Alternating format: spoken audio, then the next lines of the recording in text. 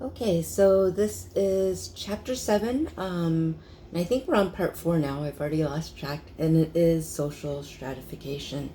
Um, so I ended talking about residential segregation and the difference between de jure and de facto segregation, basically saying that racial segregation has kind of been replaced by this idea of residential segregation, but it still has the same race-based effects. Okay, so what we know in the United States is that when you are looking at cities, that the very center of the city generally is an area of concentrated poverty.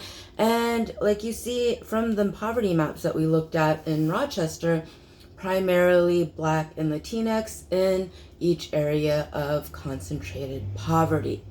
Now, a lot of people actually think, well, that just kind of happened and it's a shame that it happened. But it was actually it was purpose. It was on purpose. So the federal government, state, local governments, and banks actually are basically doing a process, and it has been actually determined illegal, and there is legislation on it, but it still then happens on a very informal basis, and that is the topic that is on the top of slide 17, which is redlining. Okay, so the definition says redlining is a discriminatory process by which banks refuse or limit business and mortgage loans in areas with high concentrations of Black residents. Okay, we saw this primarily happening after World War II, when people actually when GIs came back, they were getting a lot of grants and a lot of money then to start building homes in the suburbs.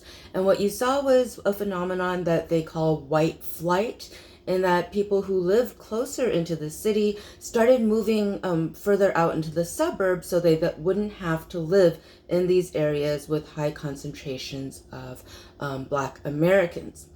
What happened at that point in time is that banks actually decided, do you know what, we really need to do something about this, because we are finding our tax base is moving out of these center city areas. What they did was essentially exacerbate the issue. Now it's called redlining because they actually drew a red line around parts of the city where they said, we are not going to invest any money into these areas. That is, we are not going to give out mortgage loans. We are not going to give out business loans. We aren't going to essentially build banks in these areas because we think it's too dangerous, and essentially took out any chance then that the center city areas had to thrive, to actually create commerce and to kind of stimulate local economy. Instead, what you saw were areas that actually got poorer and poorer. Now, what happens with this is that I'm making it sound like it's just businesses and houses, but you can think of it in a more broader sense, in that insurance companies actually then are able to exploit those who are in poorer areas simply by saying, well, your zip code is more risky, therefore we are going to charge you more for your house insurance, for your car insurance. So the second point on this slide is the exploitation of areas of concentrated poverty.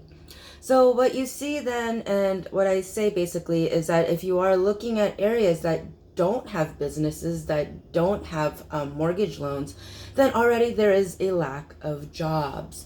And given that it is concentrated poverty and that there is very low income and low wealth, generally there's a lack of transportation because cars cost a lot of money to buy, and up until recently cost a lot to run, because we've talked about gas prices and how they were steadily rising over time.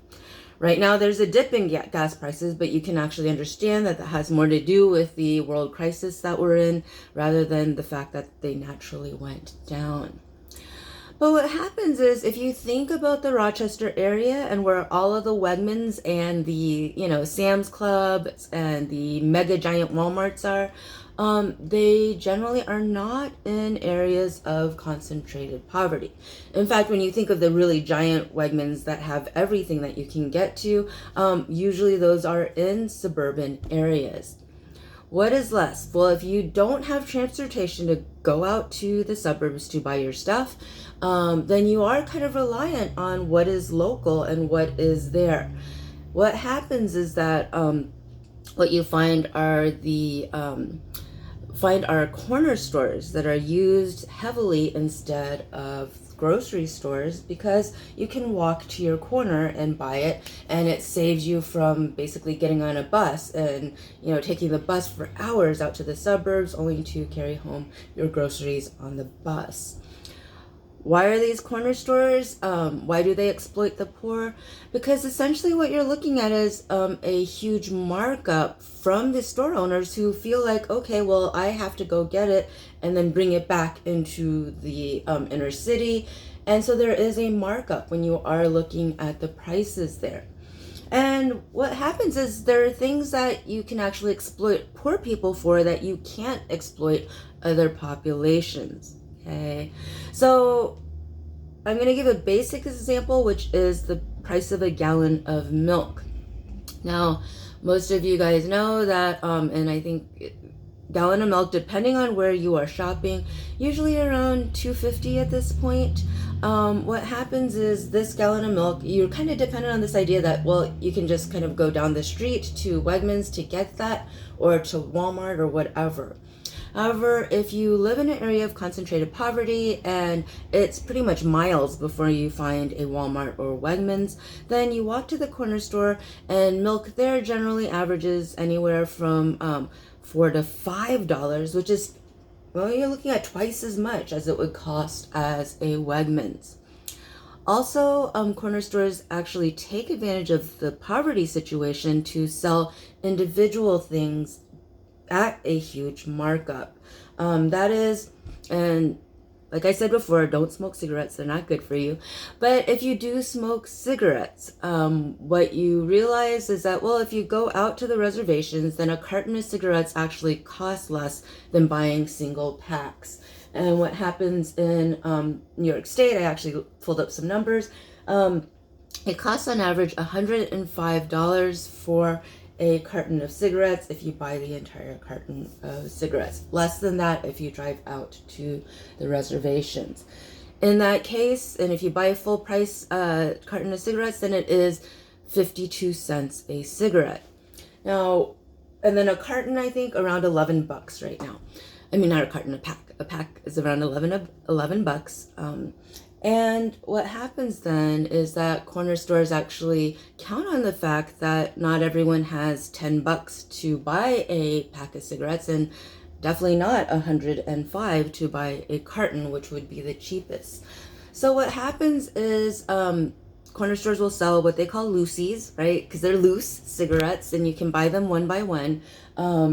Last time I checked, it was 3 for $2.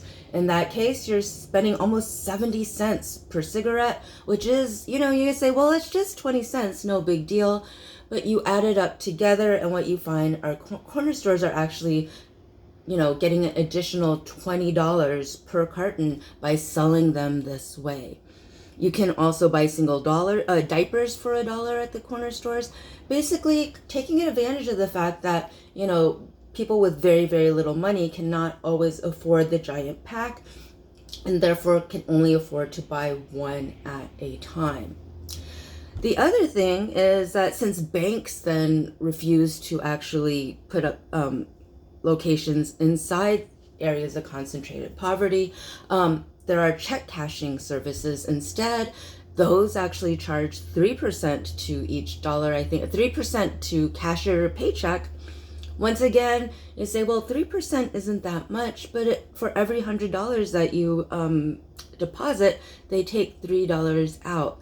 And you think about this as your salary over and over every week for years, for your entire lifetime of working, you find you end up paying a lot just to get your money from work. There are also higher percentages of pawn shops. And one of the things that I find really disheartening is that even though there are not full grocery stores, and you are looking at what are called food deserts, because there is then a lack of available nutritious fresh food, you see a lot of fast food restaurants. And the thing that really boggles your mind is that you can actually find more liquor stores in any given block than you can find fresh food. Okay, so it's a concentration of poverty that then becomes even more concentrated because of all these ways to exploit people who are already poor. So there is then the low income component of it. There's the race component, which you can't divorce from the low income part of it in the United States, because all of this, as I've explained before, then actually begins with the history of the United States, which is based on slavery and the definition of people as, white and male. So on slide 18, I talk a little bit about the invisibility of poverty. Okay. Now, people are like, wait, how are the poor invisible? Well, if you are someone who lives in a suburb who, is middle class, you can actually avoid encountering poverty at all if you want to, right? Because what happens is the inner city areas then are isolated. If you go in the Rochester area, I've actually met people from the suburbs who have never ever been inside the city, and I ask them, nowhere? And they're like, no. Like the public market? No, I wouldn't go there. In fact, when I first came to Rochester, and I told people that I taught at the MCC's, and back then it was the Damon campus, I would have suburban people go, how can you do that, right? How is that a possibility? And what happens is, because the way that most cities are laid out, you can actually be someone from a wealthier area and never have to pass through the city at all, okay? And what happens then is that cultural hegemony, and once again, you have that phrase again, it sends messages then that make suburban people terrified of the inner city. You translate to another level, and basically I said most suburbs are white and inner city then is black and Latinx. You have white people then who are terrified of black and Latinx areas. What happens then is people from the suburbs actually create their own narratives about these areas, and a lot of it exacerbated and confirmed then by media, by our movies, by our TV shows, etc.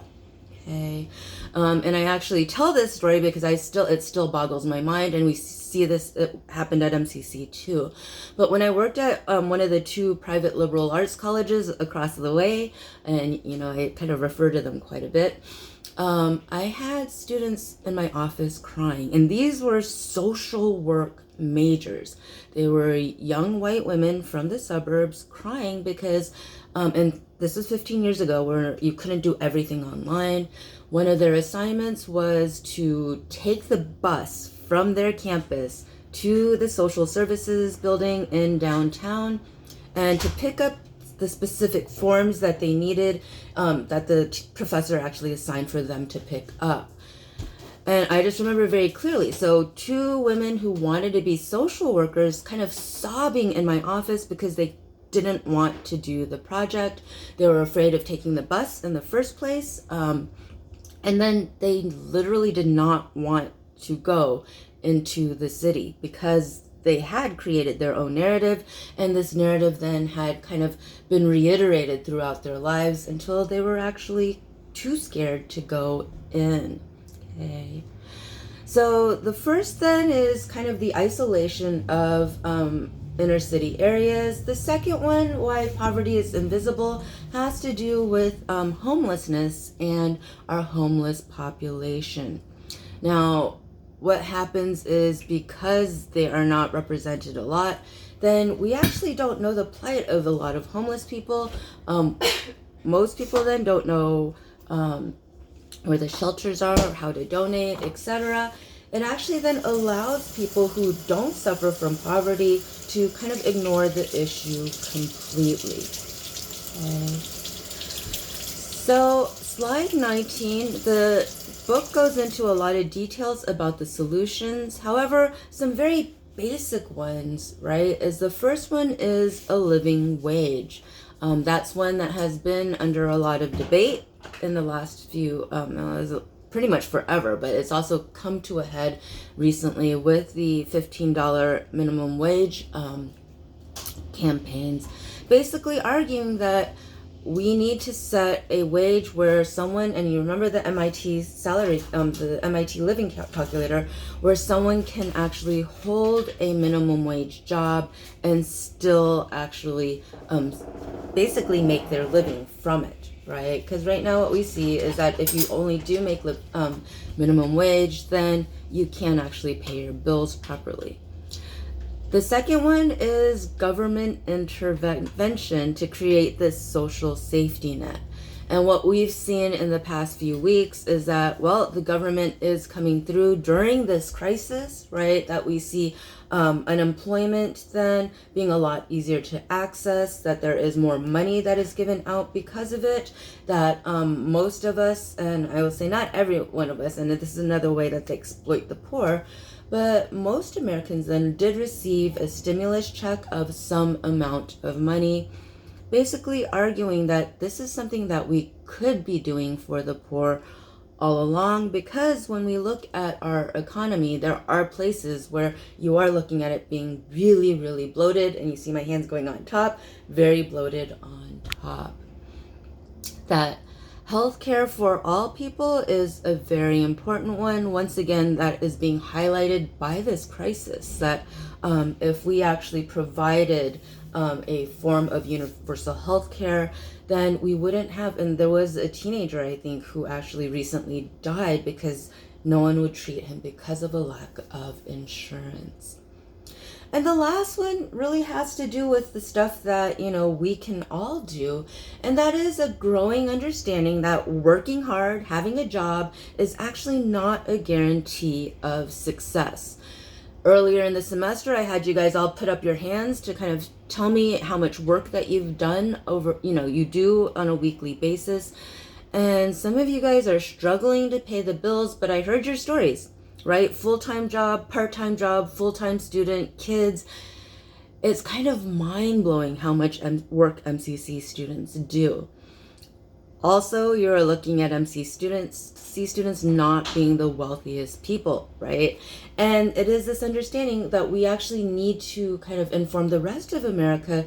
You can work more hours than people could actually imagine working and still not succeed because of how the overall system is put up.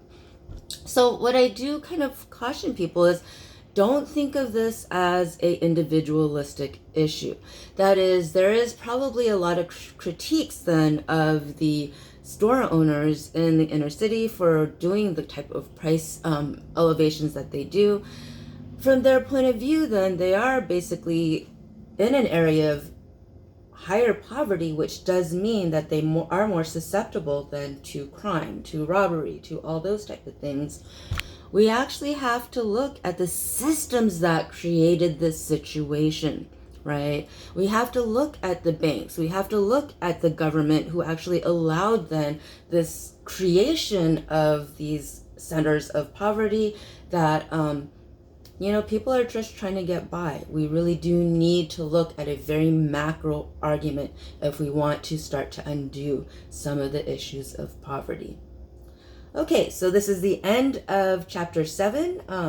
I strongly encourage you guys to read the chapter and kind of correlate it to all the information that I've given in the PowerPoints in order to take your exam, your quiz, and that quiz is once again due on the 27th by 11:55 p.m.